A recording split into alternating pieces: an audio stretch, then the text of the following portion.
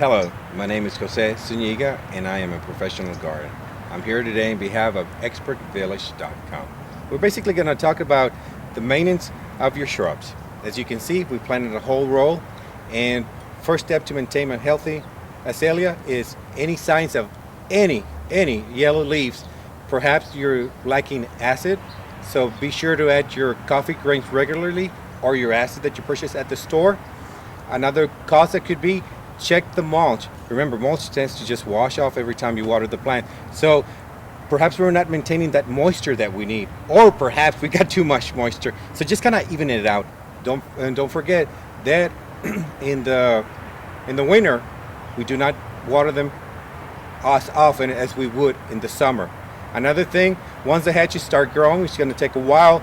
Be sure to keep them straight in a line. That will create your wall between your home and your neighbors. Thank you very much.